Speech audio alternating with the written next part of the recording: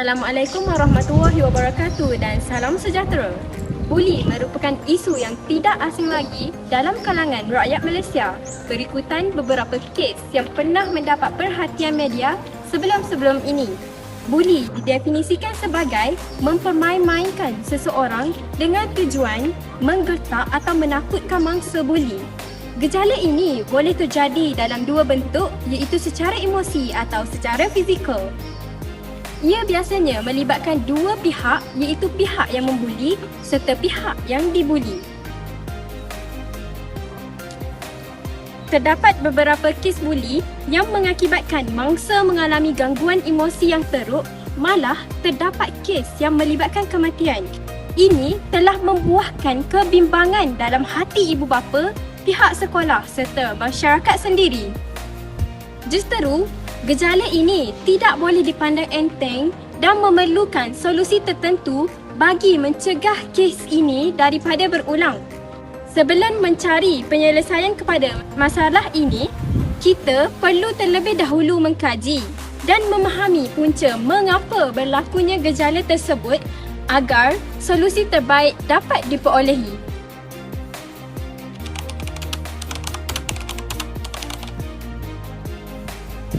Berdasarkan statistik kes buli pada tahun 2020 hingga 2022 di Malaysia, terdapat 2,790 kes pada tahun 2020. Pada tahun 2021 pula, terdapat 2,968 kes. Akhir sekali pada tahun 2022 dengan kes sebanyak 3,448. Sejak program pemasangan CCTV, Kementerian Pendidikan mencatatkan peningkatan sebanyak 683 kes buli pada tahun 2022 berbanding tahun sebelumnya.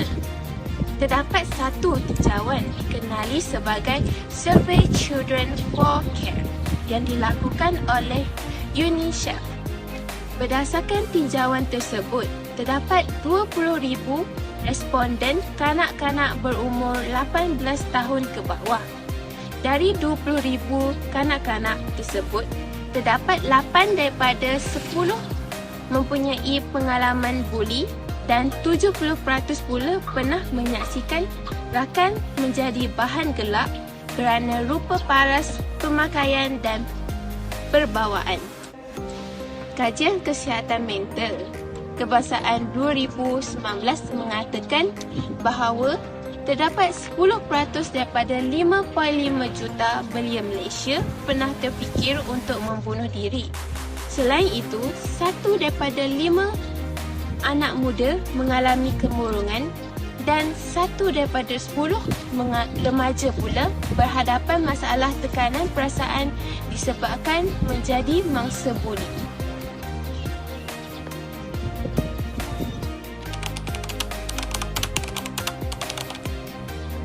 Antara faktor perlakuan gejala tidak sihat dalam kalangan remaja adalah berpunca daripada keharmonian keluarga mereka sendiri.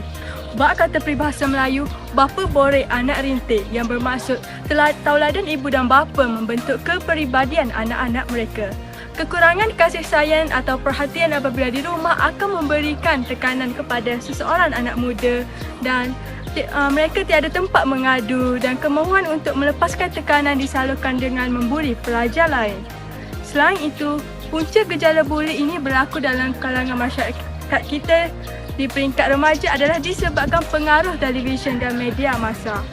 Faktor umur yang semakin menaik menjadikan seseorang itu ingin menunjukkan kekuatannya dengan menjadi pembuli. Hasil pengaruh daripada filem-filem tempatan seperti KL Gangster dan lain-lain. Bahan seni yang memaparkan sisi buruk sesebuah masyarakat tidak sepatutnya menjadi tontonan dalam kalangan kanak-kanak yang kecil kerana mereka mudah terpengaruh dan ingin mencuba perkara baru. Kemudian, gejala buli ini juga disebabkan oleh pengaruh rakan sebaya. Hal ini dikatakan demikian kerana kumpulan pelajar ini mempunyai satu kumpulan yang ditubuhkan sendiri. Mereka bergerak dalam satu kumpulan dan melakukan apa yang dilakukan oleh ahli lain bagi mengiktiraf keahlian mereka. Kegiatan membuli juga akan memberikan kesan yang besar terhadap pembuli dan mangsa yang dibuli. Kesan bagi pembuli ialah boleh dikenakan tindakan disiplin atau dibuang sekolah. Selain itu, pembuli juga boleh ditangkap dan dipenjarakan kerana telah menyalahi undang-undang yang mengakibatkan kecederaan kepada orang lain. Seterusnya, kesan daripada buli mengakibatkan gejala sosial lain seperti mencuri dan meragut. Manakala, kesan bagi mangsa buli ialah menyebabkan mangsa tidak beryakinan diri sekaligus menyebabkan prestasi pelajar merosot. Kesan gejala buli ini juga menyebabkan mangsa mempunyai masalah penyesuaian diri apabila dewasa kerana mangsa masih trauma apa yang telah berlaku terhadapnya.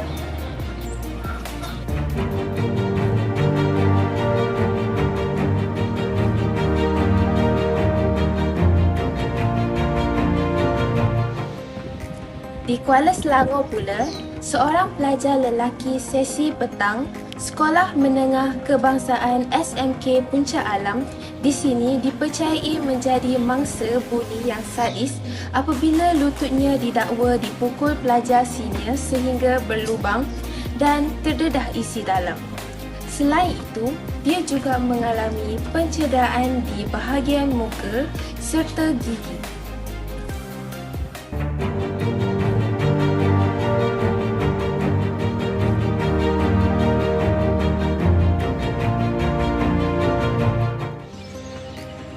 Kes buli dalam kalangan pelajar sekolah menengah bukanlah suatu perkara yang asing, malah sering kali bermain di telinga. Kebanyakan kes berpunca daripada kesalahfahaman di antara pelajar dan juga ketidakpuasan hati terhadap mangsa. Seperti mana baru-baru ini tular di media sosial, di Bukit Berontong, Rawang, dilaporkan seorang pelajar perempuan tingkatan 1 dibantai separuh mati oleh 2 orang pelajar perempuan yang lain, menyebabkan hampir seluruh badannya tidak mampu bergerak. Difahamkan, kejadian ini berlaku disebabkan oleh kesalahfahaman di antara mereka. Sekitar jam 3.28 petang, pihak sekolah telah memaklumkan perkara ini kepada ibu bapa mangsa bahawa anak mereka telah terlantar lemah di kawasan sekolah. Mangsa kemudiannya dibawa ke Hospital Selayang bagi mendapatkan rawatan susulan.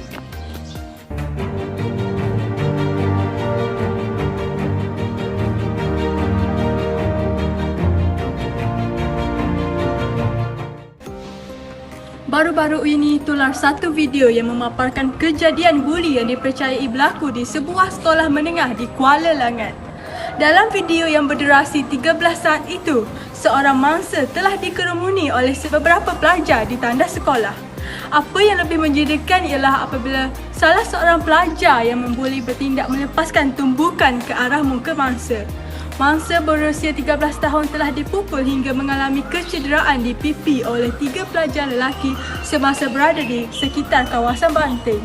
Kejadian ini mencetuskan kemarahan pengguna media sosial yang rata-rata mendesak agar pembuli yang terlibat dikenakan tindakan sewajarnya.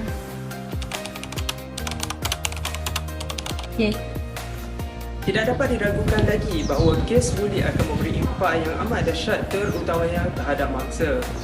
Oleh itu, setiap pihak hendaklah memainkan peranan masing-masing agar isu ini dapat dicegah dengan segera.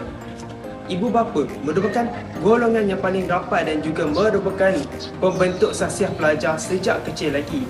Hal ini, ibu bapa hendaklah membantau pergerakan anak-anak bagi memastikan mereka tidak bergaul dengan rakan-rakan yang tidak berbora. Seterusnya, pelajar sendiri juga haruslah peka dan bijak dalam memilih rakan sebaya. Hal ini kerana seseorang individu tersebut sedikit sebanyak akan terikut-ikut perangai rakan mereka. Jika baik perangai rakan-rakan, maka baik juga sikap mereka nanti. Pengaruh rancangan televisyen dan juga filem juga menjadi faktor berlakunya kes buli. Rancangan televisyen dan filem yang memaparkan aksi-aksi yang ganas akan menyebabkan penonton terutamanya para remaja terikut-ikut dengan aksi tersebut. Oleh itu, pihak lembaga penapisan filem mestilah melakukan penyaringan filem-filem tersebut sebelum ditayangkan kepada publik. Adakah anda salah seorang daripada mangsa yang telah dibuli? Sekiranya benar, bolehlah anda layari laman web pmtgsepam.pjk.com.my. Anda juga boleh hubungi talian kasih 15999.